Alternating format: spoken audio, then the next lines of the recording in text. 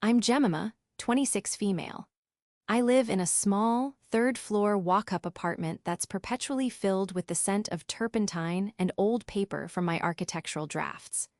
I work as a junior architect at a competitive firm, a job I clawed my way into after years of juggling night school, 2 part-time jobs, and a mountain of student debt. My life has always been about budgeting, sacrificing, and pushing forward, fueled by the belief that hard work was the only way to build the future I wanted. It turns out, I was only half right. My hard work was building a future, just not for me. Before this story unfolds, I'd love to connect with you. Please let me know in the comments where you're watching from and what time it is in your corner of the world. It's amazing to see how far these stories can travel. The Sunday lunch was a familiar ritual, a mandatory performance of family harmony that took place on the first Sunday of every month. My parents, Bruce and Veronica, loved to host these gatherings in their sprawling suburban home, a house that always felt a little too big, a little too pristine, as if it were a stage set rather than a place where people actually lived. The air was thick with the smell of my mother's overcooked roast beef and my father's cloying, expensive cologne. I sat at the polished mahogany table, picking at a dry piece of meat, mentally calculating how many hours I'd have to work at the diner that week just to cover my electricity bill. My brother, Sterling, was, as usual, the center of attention. At 24, he was a self-proclaimed, aspiring influencer, which was a creative way of saying he was unemployed and spent his days taking carefully curated photos of himself in exotic locations. He was regaling us with tales from his latest, once-in-a-lifetime trip to Bali, a 2-month escapade funded by the bottomless well of our parents' indulgence. The spiritual energy there was just, completely transformative, he said, flicking a piece of lint off his designer shirt. You guys would not believe the content I captured. My father beamed with pride. That's our boy, living life to the fullest. You only get one shot, right? He clapped Sterling on the back, the sound echoing slightly in the cavernous dining room. My mother refilled Sterling's wine glass, her smile never faltering. We're just so proud you're finding yourself, sweetie, she cooed. I gritted my teeth and offered a tight-lipped smile, the familiar sting of resentment bubbling just beneath the surface. While Sterling was finding himself, on a tropical beach, I was finding myself buried under architectural blueprints and overdue bills. My own, once-in-a-lifetime, trip was a weekend bus ride to a neighboring state for a job fair 2 years ago. The conversation drifted, as it always did, to my life, but only as a point of comparison. Jemima, you're looking a little tired, my mother noted, her voice laced with that specific brand of feigned concern I knew so well. Are you still working at that greasy spoon? You know, your father and I worry about you. All that work, and for what? You should be enjoying your youth. I forced another smile. The firm is demanding, and the diner pays the bills, Mom. It's what you have to do when you're starting out. My father sighed dramatically. I just don't understand why you have to struggle so much. Your brother doesn't struggle. He's figured it out. It was at that moment that my Uncle Baxter arrived. He was my mother's older brother, a successful surgeon whose presence always seemed to inject a dose of reality into these carefully constructed family fantasies. He was a kind, no-nonsense man who had always shown a genuine interest in my career, often asking detailed questions about my projects and celebrating my small victories. He apologized for his tardiness, blaming a last-minute consultation at the hospital, and took the empty seat beside me. After the initial pleasantries, he turned his warm gaze on me. Jemima, you look wonderful. A bit tired, maybe, but that's the mark of a hard worker. I have no doubt you're running circles around the other junior architects at that firm.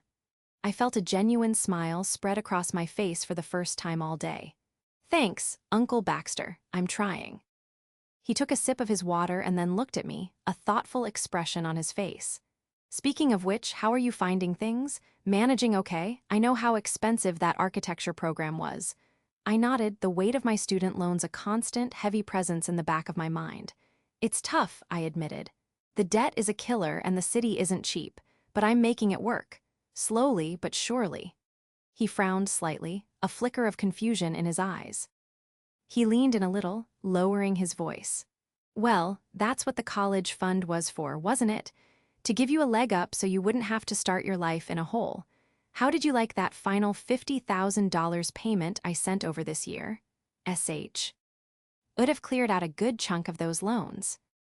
The clatter of my fork hitting my plate was the only sound in the suddenly silent room. I stared at him, my mind struggling to process his words. What? I managed to choke out, my voice barely a whisper. What college fund? Uncle Baxter's smile faltered, replaced by a look of utter bewilderment. He glanced at my parents, who were frozen in their seats, their faces pale. The college fund, he repeated slowly, as if speaking to a child. The one I set up for you and Sterling when you were born. I've been depositing $50,000 into it every year on your birthday since you turned 18. It was always meant for your education, to make sure you could focus on your studies without financial worry. He looked back at me, his eyes searching my face for some sign of understanding, but all he found was a dawning horror. I could feel the blood draining from my face. My hands started to tremble. $50,000, every year, since I was 18. That was 8 payments. $400,000. The number was so immense, so incomprehensible, that my brain couldn't fully grasp it. I turned my head slowly, my gaze landing on my parents. My father was staring intently at his plate, refusing to meet my eyes. My mother was wringing her hands in her lap, a nervous tic I hadn't seen in years. Sterling was looking back and forth between us, his usual smug expression replaced by one of genuine confusion. "Mom, Dad," I said, my voice shaking. "What is he talking about?" My father cleared his throat, a loud, rasping sound. "Now, Jemima, let's not make a scene. Baxter, I think you might be mistaken about the details." But Uncle Baxter was not one to be dismissed. His eyes narrowed, his jovial demeanor vanishing completely, replaced by the sharp, incisive focus of a surgeon examining a critical wound. "Mistaken? Bruce, I have the bank statements going back a decade. I transferred the money to the joint account you and Veronica set up for her. The account name is literally Jemima's College Fund. There is no mistake." The dam of my composure finally broke. The years of exhaustion, the nights spent crying over textbooks I couldn't afford, the humiliation of having to borrow money for groceries, the constant, grinding stress of living on the edge of financial ruin, it all came rushing to the surface in a tidal wave of anguish and betrayal. "You told me there was no money," I whispered, the words catching in my throat. "You told me you couldn't afford to help with my tuition. You told me I had to do it on my own, that it would build character." My voice grew louder with each word, fueled by a righteous fury I had never known I possessed. "While I was working 2 jobs, you had my money. While I was taking out loans that will take me decades to repay, you were sitting on $400,000 that belonged to me." My mother finally looked up, her eyes swimming with tears, but they were not tears of remorse. They were tears of self-pity. "We were going to tell you, sweetie," she whimpered. "It's just, Sterling needed it. His trips, his equipment, it's an investment in his future career." The absurdity of her words hit me like a physical blow. An investment? They had stolen my future to fund my brother's glorified vacation. They had watched me struggle, watched me sacrifice my health and my youth, all while they were secretly funneling my inheritance into his frivolous lifestyle. The new car he'd gotten for his birthday last year, a gleaming sports coupe that cost more than my entire first year's salary, flashed in my mind. His once-in-a-lifetime trips, his designer clothes. My student loans, my second-hand furniture, my 2 jobs, the pieces of the puzzle clicked into place, forming a picture so monstrous, so deeply vile, that it took my breath away. The Sunday lunch was over. My life as I knew it was over. The shattering had just begun. The drive home from my parents' house was a blur of rain-streaked headlights and the rhythmic thump of my windshield wipers, each sweep a futile attempt to clear the fog that had descended over my mind.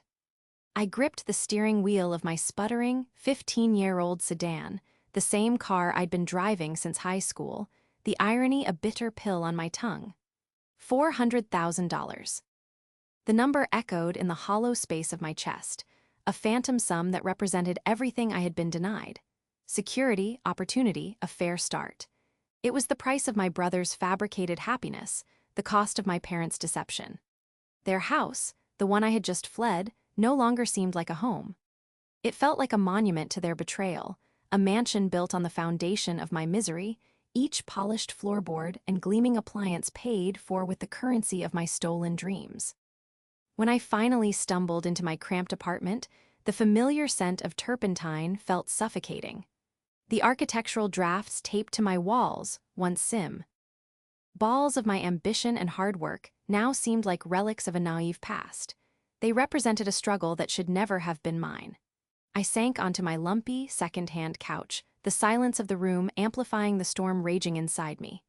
My phone buzzed incessantly on the coffee table, a barrage of calls and texts from my parents and Sterling. I ignored them, the thought of hearing their voices, their inevitable excuses and justifications, making me physically ill. What could they possibly say? "We're sorry we let you drown, while we handed your brother a lifeboat made of gold."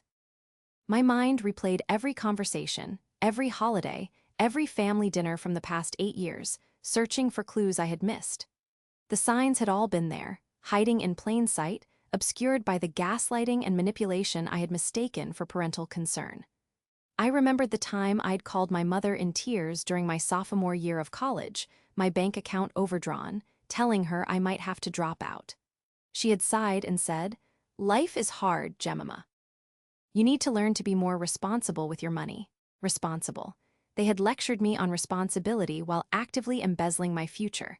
I thought about Sterling's endless parade of new gadgets, the top-of-the-line camera, the drone, the high-end laptop. When I had asked how he could afford it all, my father had simply said, "He's a resourceful young man." The word resourceful now tasted like ash in my mouth. He wasn't resourceful, he was the beneficiary of a grand theft. The most painful memories were the ones where I had been made to feel like a failure, a burden. During my final year of university, my laptop had died just before my thesis was due. I had begged my parents for a loan, just a few $100s to buy a used one. They had refused, claiming they were strapped for cash.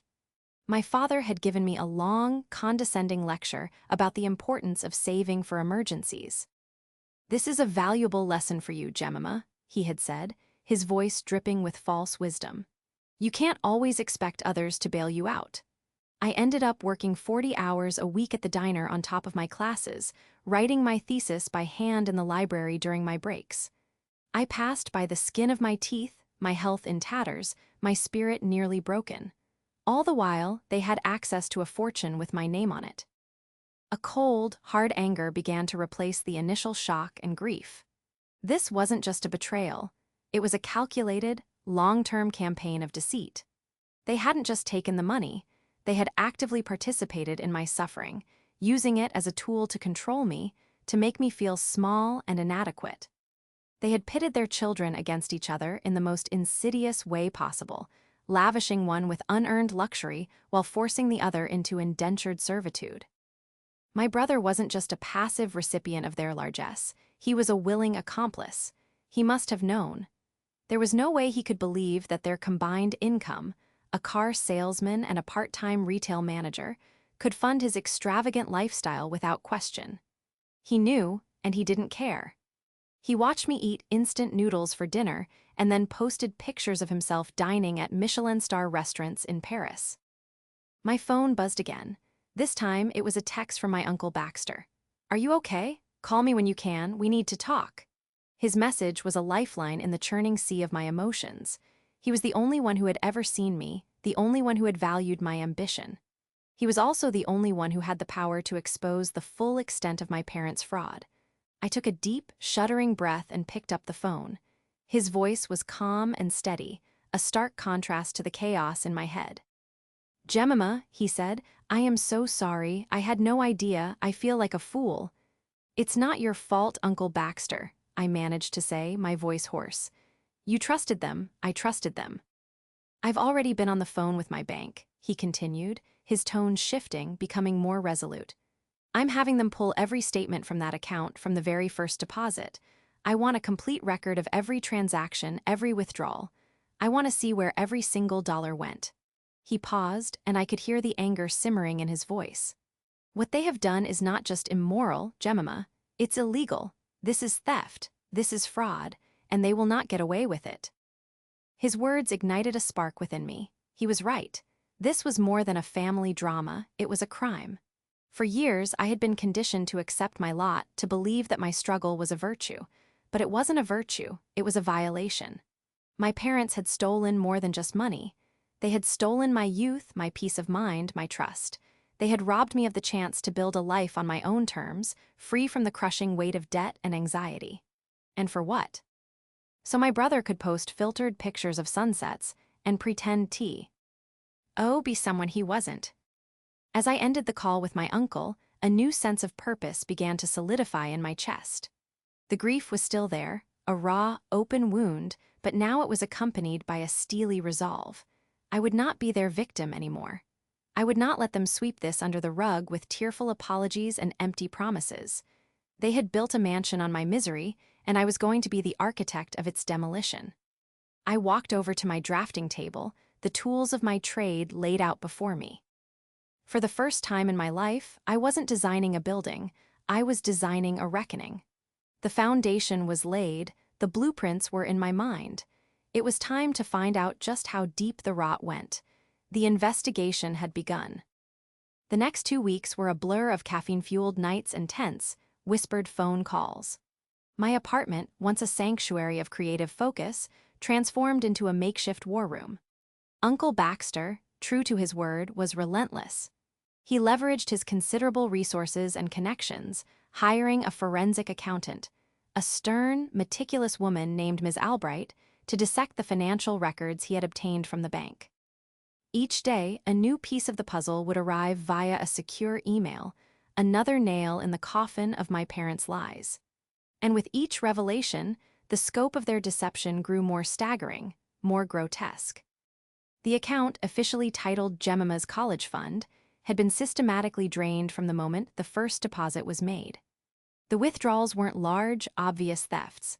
They were insidious, a slow and steady bleed. It was a death by 1,000 cuts. There were monthly transfers, thousands of dollars at a time, to my parents' personal checking account, often labeled with innocuous descriptions like household expenses or family support. Then there were the direct payments, a litany of luxuries that mocked my own frugal existence. A $70,000 down payment on Sterling's brand-new sports car. First-class airline tickets to Dubai, Tokyo, and Rome. Charges from 5-star hotels, high-end fashion boutiques, and exclusive resorts. It was a detailed itinerary of my brother's glamorous life, all paid for with my money. Ms. Albright organized the data into spreadsheets, her notes in the margins cold and clinical. Suspicious transfer, no stated purpose. High-value purchase inconsistent with declared income. Pattern of withdrawals immediately following annual deposit. Seeing it all laid out in black and white was both sickening and validating. I wasn't crazy. I hadn't imagined the injustice. This was cold, hard proof. My parents had treated my college fund like their personal slush fund. A secret lottery win they felt entitled to spend however they saw fit. One evening, while poring over a new batch of statements, I found something that made my blood run cold. It was a series of payments to a prestigious international university. One Sterling had claimed to have received a full scholarship to for a specialized social media marketing program. The scholarship, it turned out, was another lie. My parents had paid his entire tuition, over $60,000, directly from my fund. I remembered how they had lorded his academic achievements over me, comparing his full ride to my crippling student loans. They hadn't just stolen from me, they had used the fruits of their theft to belittle and demean me, to reinforce the narrative that I was somehow less deserving, less successful than my brother. The forensic accountant's report was the weapon, but I needed more. I needed to understand the human element of the betrayal, the lies they had told to cover their tracks. I began my own investigation, a digital deep dive into my family's life. I started with Sterling's social media. His entire online persona was a monument to their fraud. Post after post showed him living a life of unimaginable luxury, always with captions that hinted at his hustle and hard work. One post from a year ago showed him on a yacht in the Mediterranean. The caption read, Don't dream of success, work for it. Entrepreneur life blessed. The yacht charter, according to the bank statements, had cost $15,000. It was paid for on the same day I had taken on an extra shift at the diner to pay for a root canal. I created a fake social media profile, a generic account with a stock photo, and began following the people he tagged, the friends who appeared in his photos. I wanted to see if he had ever let the truth slip. It didn't take long. I found a conversation in the comments section of one of his friend's posts. The friend had asked, "Dude, how do you afford all this?" Sterling's reply was smug and revealing. "Let's just say my parents know how to invest in their kids' futures." My sister, not so much lol, she's the learn the hard way type. The casual cruelty of his words, the public dismissal of my struggle, was breathtaking. He wasn't just a beneficiary, he was a proud co-conspirator. He saw my hardship as a punchline, a funny little anecdote to share with his vapid friends. My digital sleuthing didn't stop there. I remembered my father bragging about the killing he had made in the stock market a few years back, which he claimed had paid for the extensive renovations on their house. On a hunch, I asked Ms. Albright to cross-reference the dates of the renovation payments with the account withdrawals. The correlation was perfect. There was no stock market windfall. They had gutted and remodeled their kitchen, installed a home theater, and landscaped their backyard, all with money that should have been paying for my textbooks and tuition. They were literally living inside their crime. Throughout this process, my parents' attempts to contact me became increasingly frantic.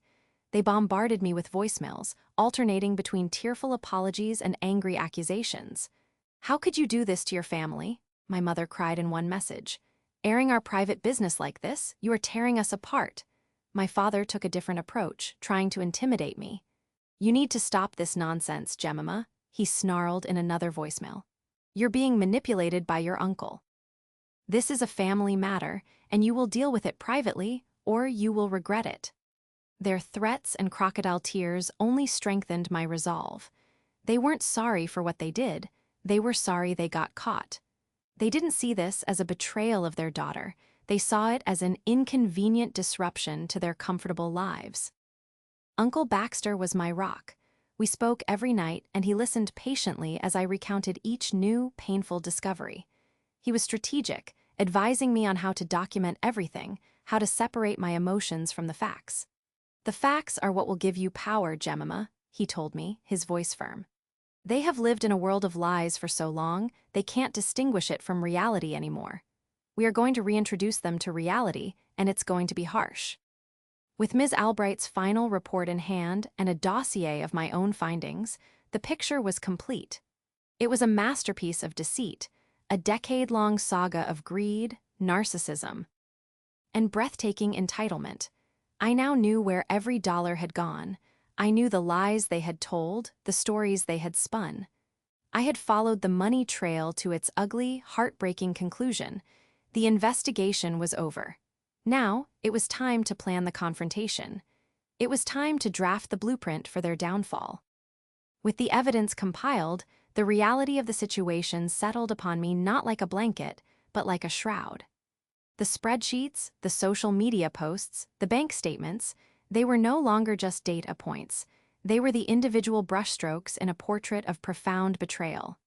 This wasn't a simple case of financial mismanagement or poor judgment. This was a deliberate, sustained effort to defraud me, orchestrated by the two people who were supposed to protect me, and enabled by the brother who was supposed to be my friend. The betrayal wasn't just about the money. It was about the systematic invalidation of my entire life's struggle. Holding the final report from Ms. Albright felt like holding a bomb.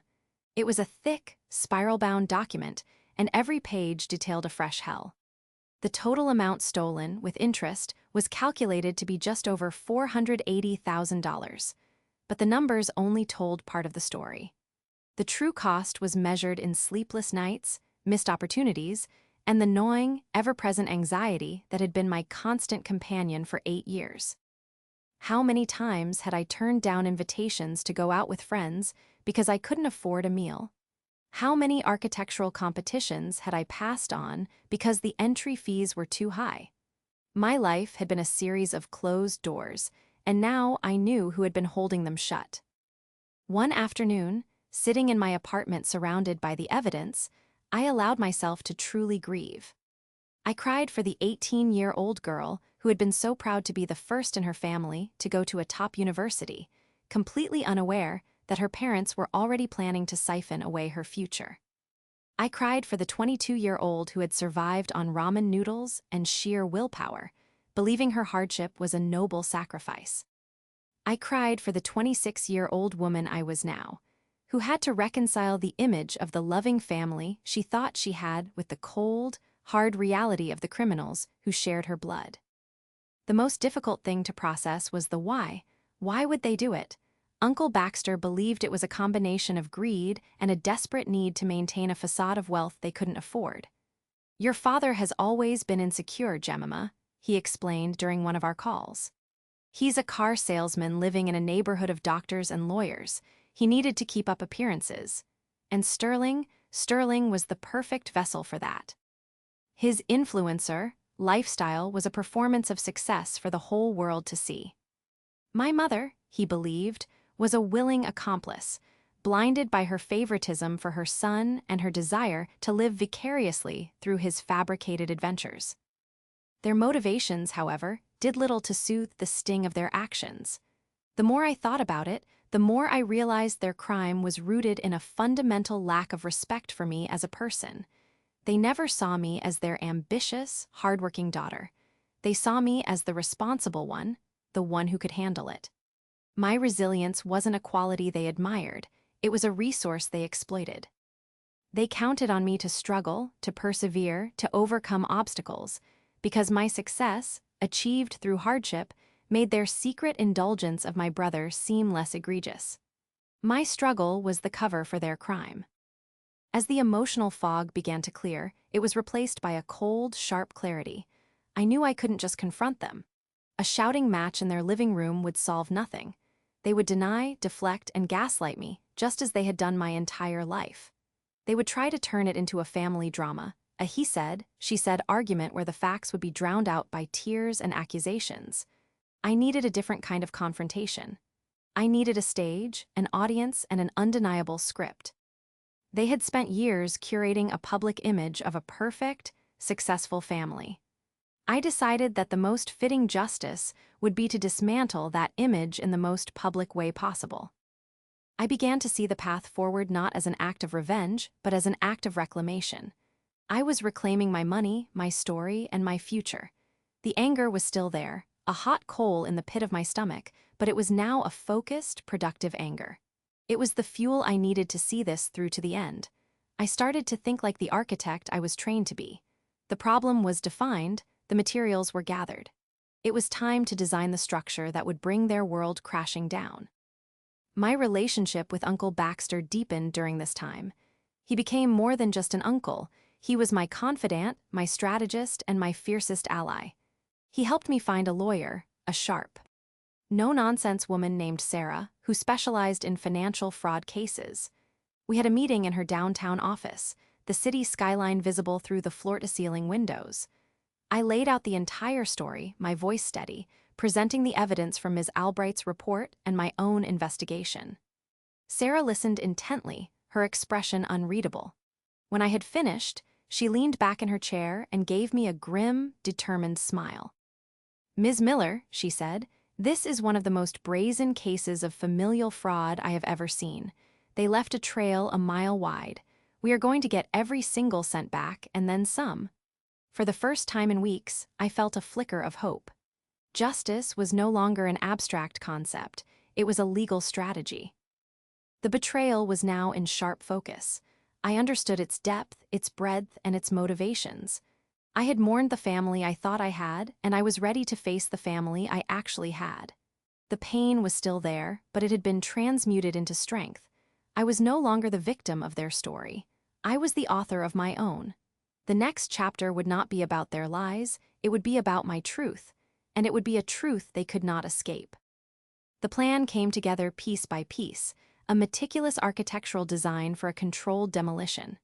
With my lawyer, Sarah, and Uncle Baxter as my co-conspirators, We crafted a multi-pronged strategy. The goal was twofold. First, to recover every dollar that was stolen from me, with damages. And second, to ensure that my parents and brother could never again hide behind the facade of their respectable suburban lives. Their punishment would not be a private affair. It would be as public as Sterling's Instagram feed. The first step was legal.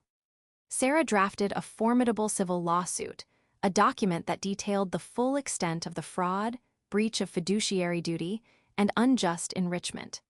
It named my parents, Bruce and Veronica, as the primary defendants and Sterling as a co-defendant, citing him as a knowing and willing beneficiary of the fraudulent transfers.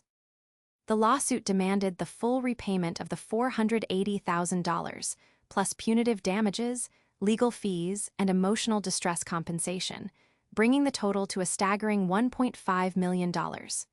"We're going to hit them with a number so large it will be impossible to ignore," Sarah explained, her tone sharp as steel. "It will force them to the negotiating table, or it will bankrupt them. Either way, you win."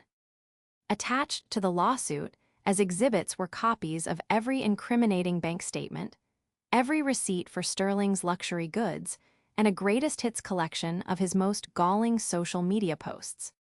But the lawsuit was only the opening salvo. The real artistry of the plan lay in how and when it would be delivered. We decided against a quiet serving of papers by a legal courier. This occasion demanded theater, and the perfect stage was already set: my father's annual Man of the Year award ceremony at his car dealership. Every year, the dealership's parent company honored its top salesman in the region, and my father, a master of schmoozing and manipulation, had won it for the third year in a row. It was his proudest achievement, a public validation of his success. The ceremony was a grand affair, held at a fancy hotel ballroom, with corporate executives, colleagues, and family members in attendance. It was my father's coronation, and we were going to turn it into his public execution. The plan was this: I would attend the ceremony, something my parents had been begging me to do, assuming I was ready to forgive and forget. Uncle Baxter would also be there, as a show of family support. We would sit through the speeches and the accolades. Then, at the precise moment my father stepped up to the podium to accept his award and give his speech about the importance of hard work and integrity, a process server, hired by Sarah and dressed as a hotel staff member delivering a congratulatory bottle of champagne, would walk on stage and serve him the lawsuit. Simultaneously, another server would deliver copies to my mother and Sterling at their table. The public humiliation would be absolute, the fallout catastrophic. But there was another layer to the blueprint. While the legal and public confrontation was being planned, I took steps to secure my own future. With a loan from Uncle Baxter, which I insisted on documenting and repaying with interest, I paid off my student debt in one lump sum. The feeling of liberation was indescribable. It was as if a physical weight had been lifted from my shoulders. The chains that had bound me for 8 years were broken. I also quit my job at the diner, freeing up my nights and weekends to focus on my architectural career and the coming storm. The final piece of the plan involved confronting the narrative. My parents and brother had spent years crafting a story in which I was the struggling, slightly disappointing daughter, and Sterling was the golden child. I decided to tell my own story. I began writing down everything that had happened, from the fateful Sunday lunch to the discoveries in the bank statements. I wrote with a raw, unflinching honesty, detailing the emotional and financial toll the betrayal had taken on me. I didn't know what I would do with it yet, but documenting my experience, framing it in my own words, was an act of empowerment. In the days leading up to the award ceremony, I felt a strange sense of calm. The decision was made, the plan was in motion. There was no turning back. My parents, oblivious to the storm about to break, continued to send me manipulative texts. "We're so glad you've decided to be the bigger person and come to your father's award night," my mother wrote. "It shows you truly understand the importance of family." I didn't reply. There was nothing left to say. The night of the ceremony, I chose my outfit with care, a simple, elegant black dress. It felt appropriate, like I was attending a funeral. the funeral of the family I thought I had. Uncle Baxter picked me up, his expression a mixture of grim determination and protective anger. "Are you ready for this?" he asked, his hand on my shoulder. I took a deep breath and nodded. "I'm ready," I said, my voice clear and strong. They built their lives on a foundation of lies. As an architect, I can tell you that such a structure is bound to collapse. Tonight, I'm just going to give it a little push. We drove to the hotel, the city lights flashing past the window, each one a small star in the new constellation of my future. The blueprint was complete. It was time for the groundbreaking. The hotel ballroom was a sea of forced smiles and corporate backslapping. Gaudy chandeliers cast a yellow, unforgiving light on the attendees, mostly men in ill-fitting suits, their wives dripping with jewelry. My parents' table was front and center, a place of honor. My father, Bruce, was in his element, holding court, his laughter booming across the room. He was wearing a new tuxedo, looking every bit the successful man of the year. My mother, Veronica, sat beside him, preening under the reflected glory, while Sterling was busy taking selfies, no doubt crafting the perfect caption about his inspirational father. When they saw me and Uncle Baxter arrive, their faces lit up with triumphant relief. They thought they had won. They thought my presence signified my surrender. "Jemima, you came," my mother exclaimed, rushing to hug me. I allowed her embrace for a moment, my body rigid before gently pulling away. My father clapped Uncle Baxter on the back. "Baxter, good of you to come and celebrate with us. Family is what it's all about, right?" Uncle Baxter gave a tight, unreadable smile. "I wouldn't miss it for the world, Bruce." We took our seats, and I endured an hour of mind-numbing speeches from corporate executives praising my father's sales numbers and his unwavering commitment to integrity. The irony was so thick I could have choked on it. I watched my father soak it all in, his chest puffed out with pride, completely oblivious to the fact that his entire world was about to be set on fire. I made eye contact with Sarah, my lawyer, who was standing discreetly at the back of the room. She gave me a subtle, reassuring nod. The process servers were in position, everything was ready. Finally, the moment arrived. The CEO of the company called my father to the stage. And now, for the third year in a row, the Man of the Year award goes to a man who exemplifies dedication, honesty, and the spirit of our company, Mr. Bruce Miller. The room erupted in applause. My father walked to the stage, shaking hands, basking in the adoration. He accepted the gaudy glass trophy and turned to the podium, a wide, self-satisfied smile plastered on his face. Thank you," he began, his voice thick with fake humility. "I am so honored, but I can't take all the credit. I owe everything to my amazing family. My beautiful wife, Veronica, my talented son, Sterling, who is making a name for himself in the new digital world, and my daughter, Jemima, who has taught me the value of perseverance." He paused, looking directly at me, a patronizing glint in his eye. "It takes hard work to get ahead in this world, and I'm proud to have set that example." That was the cue. As if on command, a man in a hotel uniform walked onto the stage, holding a silver tray with a bottle of champagne and a large, sealed manila envelope. "Congratulations, Mr. Miller," he said, his voice amplified by the microphone. "This is for you." My father, assuming it was a gift from the company, took the envelope with a flourish. "Well, what's this?" he chuckled to the audience. At the same time, a second server approached our table and placed 2 identical envelopes in front of my mother and Sterling. My father tore open the seal, his smile unwavering. He pulled out the first page. I watched his face as he read the title: Civil Lawsuit Jemima Miller versus Bruce Miller, Veronica Miller, and Sterling Miller. The smile didn't just vanish, it was violently erased. The color drained from his face, leaving behind a pasty, gray mask of horror. His eyes darted from the page to me, his expression a mixture of disbelief and pure, unadulterated panic.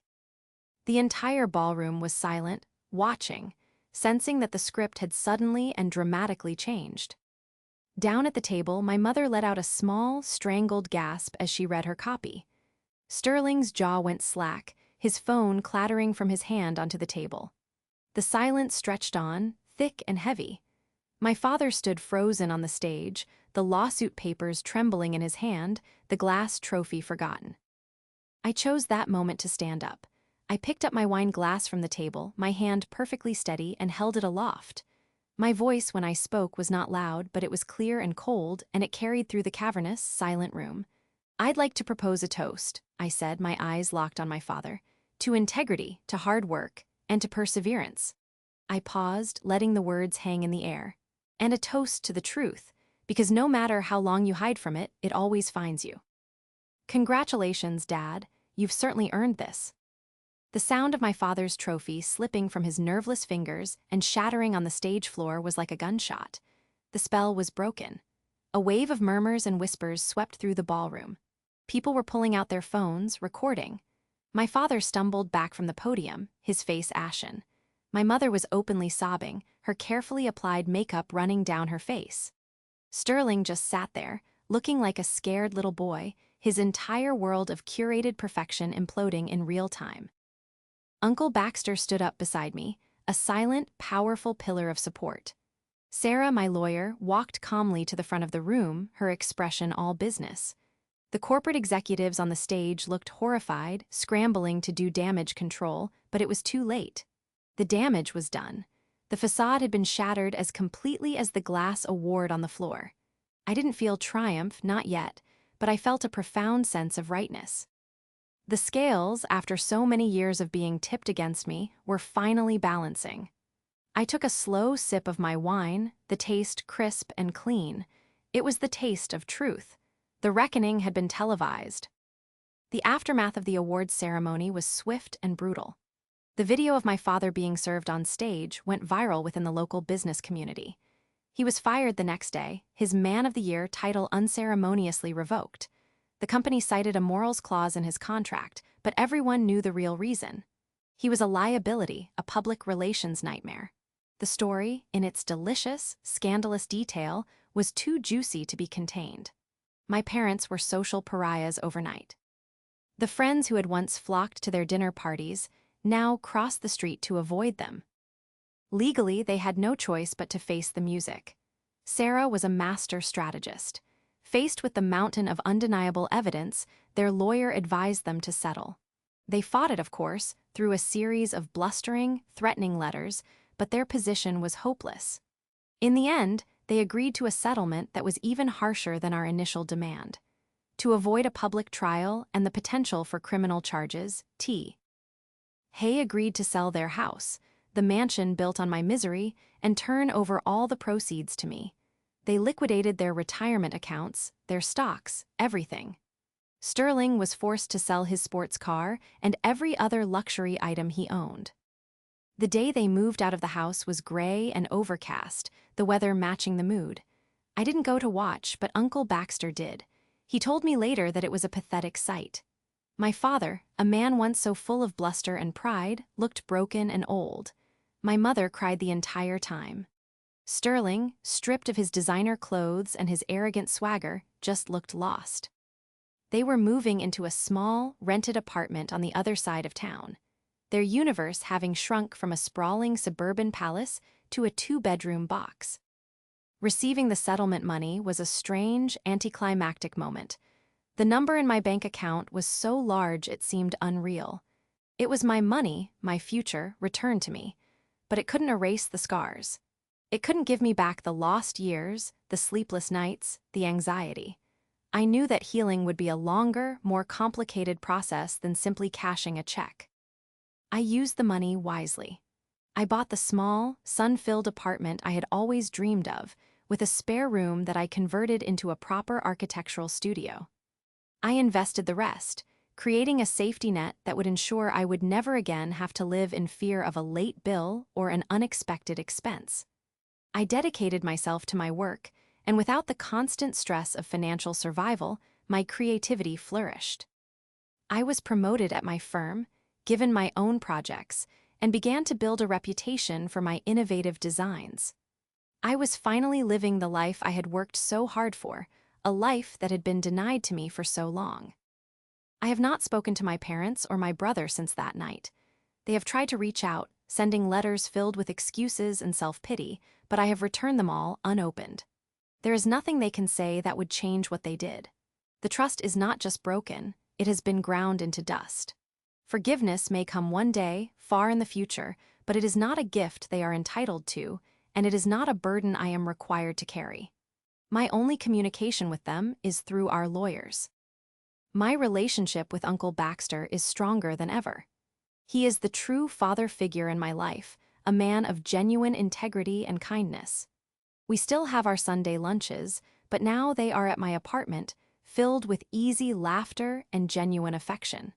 He is proud of the woman I have become, not because I persevered through hardship, but because I had the strength to demand the justice I deserved.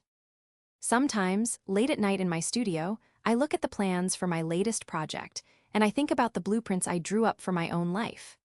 The original design was flawed, built on a faulty foundation of lies and deceit, but I tore it down.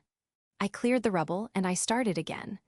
I am the architect of my own future now, and I am building it with honest materials on solid ground. The past will always be a part of my story, a dark chapter in a long book, but it is no longer the whole story. The best chapters are still to be written, and for the first time in my life, I am the one holding the pen. I have a future I designed, a future I built, and a future I deserve.